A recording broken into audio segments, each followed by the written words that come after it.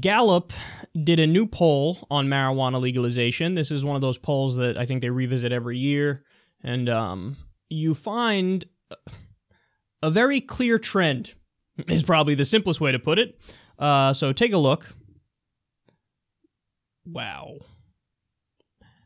It's now a record high. 64% of the American people want to legalize marijuana.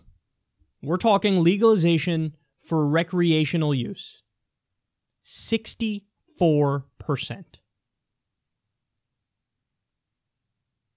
Isn't it amazing the dichotomy between what the American people want and how many politicians are willing to say they support this? And by the way, this is one of the biggest problems with the Democratic Party, is that even when a ridiculously high number of people are like, hey, we agree with the thing that you're supposed to be pushing, they're like, yes, we are not going to push that. Many Democrats still think it's a third rail. It is clearly not a third rail when 64% of Americans are like, we want that. So what do you have? Like Bernie Sanders brings it up. Like, yeah, we should legalize that. You know, you probably Rand Paul, to his credit on the Republican side, mentions this. But outside of that, and they don't even bring it up often because they probably feel like, well, it's like a side issue. It's not a fucking side issue. You know how many people's lives have been destroyed because of the drug war? You know how many people have actually died because there's a hot war going on the border? You know how many people are locked up and probably have no chance of ever getting a decent job again if they get out. Some people are locked up for life for nonviolent drug offenses. But this isn't a side issue. This is a criminal justice issue. And this is a freedom issue. So I don't know why. I mean, the Democrats, maybe it has something to do with the fact that both political parties take big pharma money.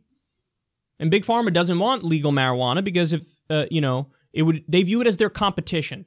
View it as, damn, we might not sell as many SSRIs and anti-anxiety medication and all this other stuff because, people like weed. So I don't know exactly what it is and why the Democrats don't stand up, but they should.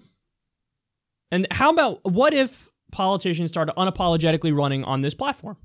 I'm not saying, hey, it's the centerpiece and all the other issues are side issues. No, you make it one of your main issues along with the other issues. You know what would happen? They'd fucking win. They'd win. You do know Justice Democrats are in favor of legal recreational marijuana, right?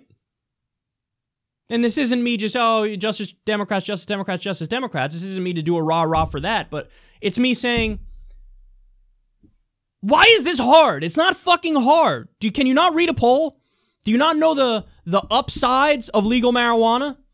And for all the people on the right who small government, liberty, and freedom, well then don't say that shit unless you understand that those words have implications and those words has a meaning to it. So you can't say I'm in favor of freedom, but by the way, I want to lock people up if they're caught with a substance and they're not hurting anybody.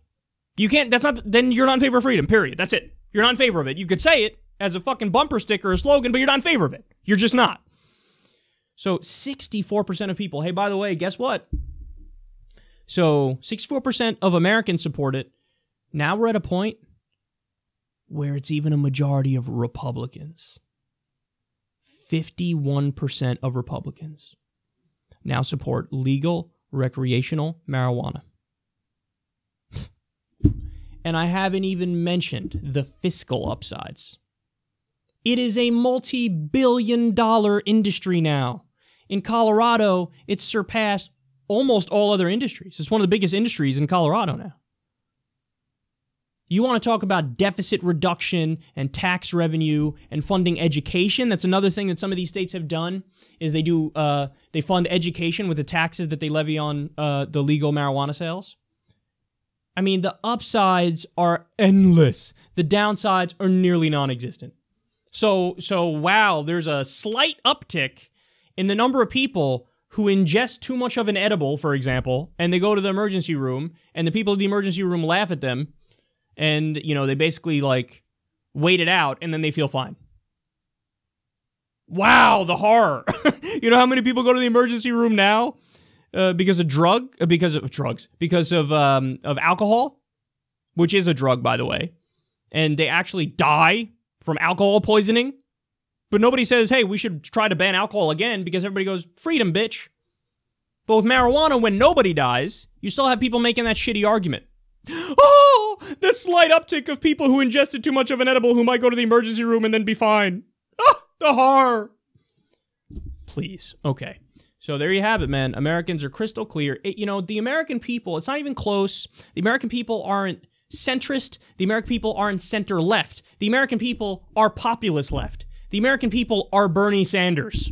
If you look issue for issue, I'm not saying they know that they know they would describe themselves, I am populist left. No.